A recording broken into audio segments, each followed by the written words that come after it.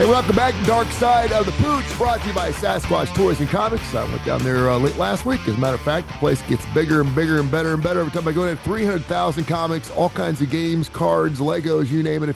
If you're like my age, you go in there and it's like a throwback to the 70s, man. I mean, there's so much cool stuff in there, Evil Knievel toys and all kinds of things. A lot of it's still unboxed. The true collectors go there. And of course, Seth, he goes all around the country and does all these shows. And so he gets the best autograph stuff as well. Check him out. It is Sasquatch Toys and Comics right there on Citation Lane. Dr. Rab Stewart, Rossbridge Animal Hospital is the man that makes this show possible. How are you, my friend? I'm good. I'm in my street clothes. I'm in my street You clothes are in your today. street clothes. I know your kid was a little under the weather today, so but I'm glad you're in your other office, as it were, and you gave us the time to get that done. So we appreciate that. Time's getting down to the end of the summer. I cannot believe that next week's going to be September, which is silly. Do you prepare any differently for seasons? Are there any particular things that go on? I guess several people go, well, how's that? Because I know like hot season, we talk about pets' paws and obviously not leaving them in cars and things like that. Is there anything in particular that you see raises up or falls off a little bit come fall time? Putting on tight Alabama Auburn outfits on your animal and asphyxiating them. Is there anything like that ever happens, or is everything pretty much stay status quo? We get busier during certain times of the year. I try to massage our what we're carrying, at work as far as products, medications. We want to be sure that we have everything that we need, and same goes for staff. You don't want to be understaffed when summer comes. But as far as like being prepared for certain conditions and things like that, I mean, we're kind of always prepared. We're always prepared, whatever's going on with the animal. Yeah, It's just more of an issue of being prepared with staff and inventory and stuff, which is more business than veterinary stuff. yeah, Um, but we're always ready to handle whatever goes on because most of the stuff is not seasonal. Like dogs. It's interesting. Around like you can always bank on a dog getting into chocolate around Valentine's Day. sure. So you gotta deal with that. But we're always on the ready to deal with stuff like that. You know what I'm Yeah, saying? So like it's just funny how things will happen. You'll also have a dog eats chocolate around Easter. You'll have anytime somebody like around Christmas time, the dogs will tear presents up and they'll swallow stuff they're not supposed to. And but they do that year round, you know? yeah, that's true. I can certainly see that. Something that you did, I actually brought my Pooch in when I went on vacation for a couple days, and you guys did a wonderful job of taking care of him. And I know that he had, I think you gave him a vaccine or something like that. I know how this world is on vaccinations ever since the whole COVID thing, and some people don't believe they don't get flu shots. You do you. I don't care. Whatever you want to do. If you want the flu, go ahead and knock yourself out. But there are still people out there that believe that when you get the vaccine, that you're actually getting the flu with the shot, and it's not true. But these other vaccines, parvo, whatever, have you ever seen any side effects from animals getting vaccinations? And if they do, is that natural? They don't the side effects that they get are usually zero. Yeah. But things that are possible to get, they can have a little bit of soreness or lethargy because most of our vaccines are modified live vaccines. Mm, So they are getting a very small amount of the virus. The exception to that is rabies. We do killed rabies vaccines, not modified live. Um, so they can be lethargic, but they don't like if you're going to give a parvo vaccine, they're not gonna have symptoms of having a very very mild case of parvo. That's not the yeah. way it works. Yeah. Okay, what the symptoms that they're going to get are autoimmune hypersensitivity reactions. Yeah. So we're talking about maybe some facial swelling, Okay. uh, talking about maybe some vomiting, um, lethargy, usually mild, sometimes very severe. But the facial swelling and the vomiting and the severe lethargy, it's very uncommon, something that doesn't happen often at all. Um, I cannot remember a time where we've had a severe vaccine reaction. Yeah. the thing about vaccinating animals that is so much different is that animals don't wash their hands, they don't practice hygiene. Vaccinating them is very important because they don't self police like we do. Hmm. If you don't want to get the flu vaccine, personally, that's great. Yep. You can wear a mask, you can wash your hands, you can, stay away from people. Um, and your dog can do that too. If you're at home and your dog never boards, it never goes to the groomer, you never take it out of your yard. If it's your prerogative to not vaccinate the pet, that's fine. But what I really try to educate people on is that okay, your dog gets groomed. You take it to the groomer, it's there for a few hours. It's probably in a kennel next to another dog. They're going to get nose to nose, or at least within a couple of inches of each other. Hmm. Those dogs need to be fully vaccinated. Yeah. Okay. And they must be in most groomers. I know that they do that at your place. Yeah. Right. So, occasionally we'll have a client that says, "Well, I don't want my dog to have the flu vaccine because I don't get the flu vaccine." Yeah. Okay, that's fine. It's But just it's ridiculous, but okay. yeah, that's fine. But it's not apples and apples. Yeah. Okay, like you're not going to sit next to a unless it's your spouse, or maybe like a relative. You're not going to sit within 1 inch of that person for hours while you breathe on each other. Yeah. That's what dogs do. Hmm. They will get as close as they can and they will breathe on each other for hours. You ever Okay, make that's a you ever that's make a breeding ground. you ever make love to someone with the flu? Yeah, of course I have. I can remember one time. You keep saying nose to nose. Of course, my nose does get within 2 inches of about everyone's face. But I was thinking about this woman that I went out with when I was in high school, and we had a prom, and she invited me to her prom. And for some reason, I was not going to my own prom, but it was because I was in a lot of CYO things. I was meeting these good Christian girls. And I remember this girl, she was just so smoking hot, and I wanted to go out with her so bad. And she asked me to go to her prom with her, and I said absolutely. And then she ended up getting the flu. And I said, hey, listen, I'm good if you are. And she's like, what? And I said, if you're good to go, I'm good to go. I mean, and she's like, are you serious? I'm like, yeah, it's up to you. I mean, if you want to have a good time, da da da da da. And she just knocked herself up with all kinds of sinus stuff and everything else. So we went, and of course, I got sicker than hell a couple of days later, but it was the best flu I ever had. The Yeah, I same. mean, I'm married. I have a wife, Yeah. and sometimes I think with the wrong brain, and sometimes there's no like, it's like you're sick, you got the flu. Yeah, I don't really Yeah, care that about doesn't that really right matter. now. Yeah, no. But Women will not do that, but guys, we really don't care. no, I don't care. But usually, there's a really I think it's a Saturday Night Live skit with Will Ferrell, and they're basically playing this out, in the skit. And the Will Ferrell Saturday Night Live era was when I was in high school, and so I always thought it was hilarious. Um, but yeah, they're playing that out, how that works in real life, and it's so true. That The is husband's hilarious. just trying to like get his wife all hopped up on NyQuil so she'll be So okay she'll and won't pass like out. Yeah. she'll be decongested and won't be feeling bad, and he'll be able to take In care of most business. cases, that means it's not going to last very long, which is fine with us too. Just lay there for a minute. We're fine. That's true love. It really is. Info at TonyCurryRadio.net. Info at TonyCurryRadio.net. We get lots of emails. Most of them are emails that we've had been asked before. I should have like a little bell I ring or something like that when we get one we haven't seen, but we get this one a lot. And every time I ask you about it, you don't know a whole lot about it because I don't expect you to. But I expect as we get further into this, you will have more because I think eventually people will start administering, or maybe even your shop will start administering some type of CBD type of prescription to animals. Can you tell me, is there any research? I've got like three different emails here. Is it okay to give your animal CBD? I know a lot of people probably giving their dogs or cats marijuana smoke. They probably, I've heard of someone smoking a cat in the side of a box. I've heard all these strange, bizarre things. You do you with your pet. I've seen people give their dogs beers, alcoholic beverages, fill the dog bowl with Jack and Coke. And it is, I guess it's funny. It's probably not good for the pet, but it's probably fun to watch.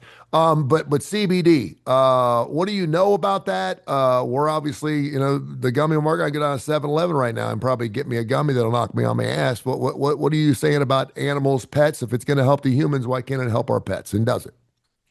CBD, I mean, it is something that there's research out about it. Um, and also, yeah, there's a lot of people that will have access to it. Like you said, I mean, you can get it online, you can get it at pet stores. I think it is starting to kind of like die off in popularity. Maybe, people aren't using it quite as much. Why There is is that? well, I think maybe because of the veterinary research that's coming out, Okay. it can be more used for musculoskeletal pain. Okay. There is some indication for musculoskeletal pain. Not so much of an indication for like stress or anxiety relief, which is Mhm. why I think people they want their pets to take it because they feel like CBD is maybe helpful for them if they are anxious or stressed. But Yep. in pets, it doesn't really show that there's any indication for that with the research. But it can help a little bit with musculoskeletal pain, like arthritic pain. Okay. But as far as anxiety, sleep, we don't have any. I mean, There's no indication that that helps pets with anxiety at all. yeah, I would assume that would certainly be the case. Info at TonyCurryRadio.net. A question that I've asked you as well, and you give me the same answer. But another person, my dog keeps eating grass. Why does my dog keep eating grass? My dog will eat grass any chance he gets. And I know that we have talked about maybe it tickling the throat enough to make him vomit.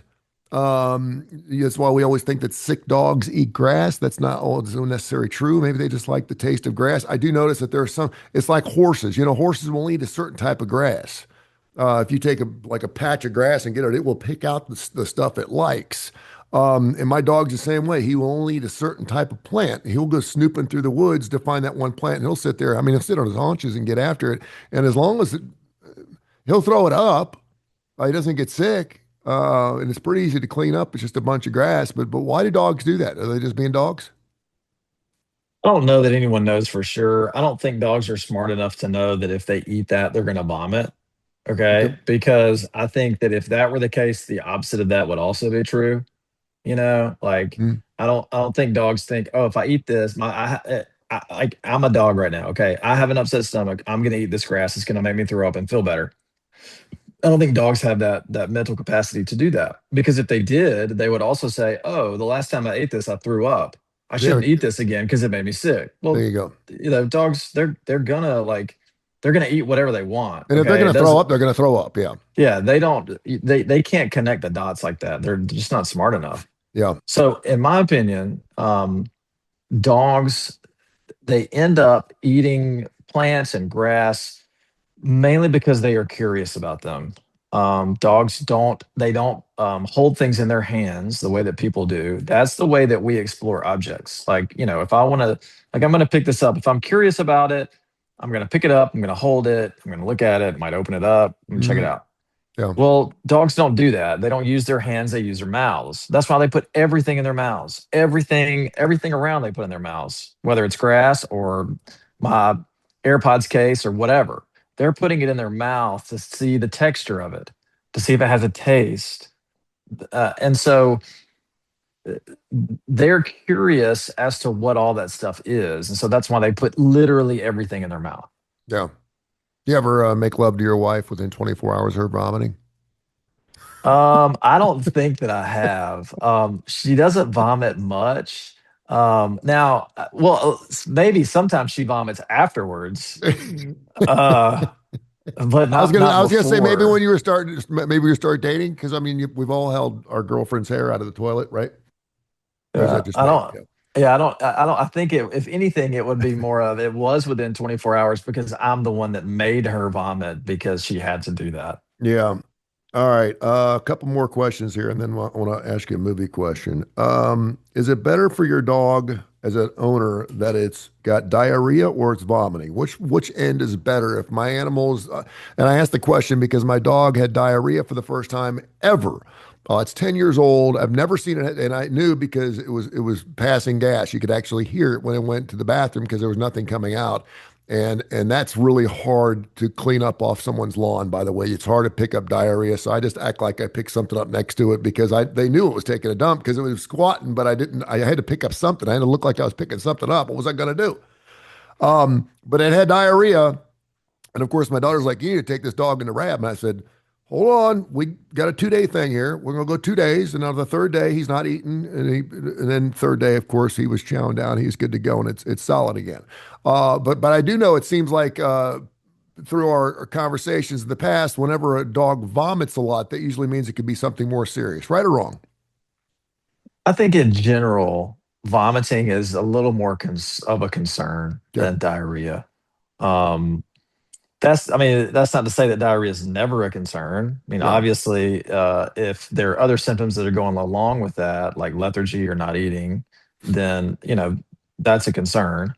And if it's persistent, if it lasts longer than 24 hours or so, then I mean, there are some serious things they can have, and maybe their only perceived symptom by a pet owner would be diarrhea. yeah. But I think that vomiting is usually it is more of a concern. It's a symptom that can be tied to more serious illnesses. And a lot of times when they're vomiting, they're also not eating. And Mm-hmm. so when they're not eating, that just opens up a lot of problems. A lot of times if they're having loose stool or having diarrhea, they still have an appetite. Sometimes they won't, but it's much more common that if they're vomiting, they're not going to eat versus, if they have diarrhea, they're still probably going to be eating. I have found I like to give my dog table scraps. I make him work for him. He's got to do a trick for me or something. I don't give him a lot, but whenever I have a good steak or something like that, there's a nice piece of meat there. I don't give him just straight fat or skin or whatever. I make sure he gets some protein there. But there are some different types of food that he doesn't like. I mean, he'll eat it. He loves the taste, but it makes him sick. So, ribs is one of those. I can't give him ribs. And normally, I wouldn't give my dog a nice rib anyway. But if I take some off the bone, I know now that whenever I give my dog ribs, he's going to vomit it up, like Yeah. almost immediately, like he's allergic to it or something like that. So, Okay. Check. Your dog turns tricks and you give him meat. yes, Okay. yes, yes, I All do. right. I got that. And the other thing is people need to realize is I mean, if you're going to give your dog table scraps, it doesn't matter how much you're giving your dog. It's the fact you're giving the dog. That's why when people are giving dogs treats for doing tricks, the treat's like this big. It's like one of those pills you'd stick inside of a hot dog or something like that, like a heart pill or something like that. So as long as they're getting something, that's all they care about. They don't care that you're giving them a whole hot dog. They care that they're just getting a hot dog. So I mean, Yeah. you can take this to my daughter. I'll have like a piece of ribeye or something. I'm like, break it up in like 17 pieces. Make him do something for him because they'll think he's getting 17 treats as opposed to like one big fat thing because they're not going to taste it. They just down it. They swallow it before they even know what they've eaten. So it is what it is. I was thinking about you earlier today. I was watching something on the History Channel, History's Best Mysteries. And we have never talked about this. You and I talk about movies, but Bruce Lee. Were you ever into Bruce Lee movies? Any Taekwondo, Kung Fu type of Chinese something or other? Were you ever into that Bruce Lee thing back in the 70s? I mean, I know you probably weren't born. I was. But have you ever been to that kind of movie? Jackie Chan's type of stuff? Yeah. I've seen Enter the Dragon, which is Have you? I've never seen for it. yeah, I've And they were seen Enter talking the about that movie Dragon. today. Yeah. And it's He been was born in the sign of the dragon. okay. And that's one of the reasons why that movie was so important. And of course, that movie was released 30 days after he died in 1973. To this day, it's like $400 million. And there's no telling. He was kind of like James Dean. There's no telling just how big he would have been. He was dead at 32. But go ahead. Yeah, and it's been a long time, but it was to me like a fascinating movie, and I think that kids my age, I think that if you were born in the 80s, your parents were alive and of age to know about Bruce Lee and how much of an influence he was in martial arts and stuff. And Mhm. I think that I would I'm sure there's some way to figure this out, but I'm sure that he influenced a ton of people to do martial arts. But the person that I watched the most was Jackie Chan. And Jackie Chan has I think what people maybe don't realize about Jackie Chan is that the movies that he made before he came to America and made American movies Mhm. are incredible. Like the Yep. movies that you can see that are like either dubbed or subtitled that he did in China are incredible. Like one of the probably my favorite martial arts movie of all time is called Drunken Master. Mhm. Um, and it is basically Jackie Chan plays a drunk. Okay. Have you seen this? Have No, you seen I this have not. movie? No, no. Okay. And he's an incredible in the movie, he plays an incredible martial artist, but he's only good if he's drunk. And Wow. so and that's part of the story. And so you have Jackie Chan, who is just an incredible athlete and incredibly skilled. Not only that, but he can also somehow act like he is totally hammered Really? doing these moves. Wow. And it's hilarious I love because that. it also has so much comedy in it because he's like falling down at the perfect time to miss a guy's punch. Okay. And then at the same, it's so slapstick. He grabs a mop to do something with the mop and like kind of inadvertently does this crazy Chinese, acrobatic flips all over the place and this Yeah. karate stuff. And he ends up taking out four guys. So Drunken Master. If anybody is out there that like martial arts and they like Jackie Chan, go watch Drunken Master. It's incredible. I will have to check that out. I was just wondering. I know we talk a lot of movies, and you haven't seen good movies lately, have you? Saw Backrooms last week. Backroom. Oh Backrooms. yeah, yeah. That's. I heard that was pretty funky, pretty crazy. So did you like it? I did like it. It's pretty open ended, which is For a reason, probably. Did it make you feel yes. It's claustrophobic? no, not at all. I thought that it was really, really good. As far as like the set was incredible. I thought the cinematography was really good. Um, and a lot of these movies that come out of the A24 production, they're like the storylines, they just leave it kind of open ended and they're just kind of out there, kind of just Mm. kind of weird, which Yeah. is, my cup of tea. I love it. But Backrooms is good. I think it was like an 80% something with the tomato meter and maybe a high 70s with the popcorn. Hmm. So a little bit higher with the critics and fans. Okay. I watched Twisters. I saw the original. I remember when the original Twister came out. It was like, whoa, this is when computer animation really started taking hold, and they could really make a tornado look like a tornado, as opposed to maybe the Wizard of Oz, which, by the way, is an incredible tornado in its own. The fact that thing was made in the 20s and 30s is unbelievable. Um, but it was a good movie. It was 86 on Rotten Tomatoes. I wouldn't give it quite an 86, but it was a fun movie. I could see it was a summer movie, but it had really nothing to do with the first Twister. Now they got Twisters. Now I don't know if the third one's called, Twister Outbreak or something like that, but I'm not sure. But it was pretty good. I watched it because my son wanted to watch it. And anytime Xavier wants to sit still for 2 hours, I'm in. It could be anything. It could be Veggie Tales, whatever. If he wants to sit still for 2 hours, I'm in. And I will like it. I will Yeah. like it. All right. Yeah, this is a wonderful show we do every single week, Dark Side of the Pooch. We couldn't do it without our great sponsor, Sasquatch Toys and Comics. I want to thank Seth, who he listens every single week. He's got Sasquatch Toys and Comics, over 300,000 comics, Legos, Star Wars stuff, a lot of stuff, still bike stuff. We got a lot of collectors out there that are kind of into the 40-year-old virgin thing, where they got the stuff up on the shelves and that had not been opened. That's your store. If you got like stuff in the attic, a baseball collector, whatever it is, anything collectible, take it in there. He'll buy it from you.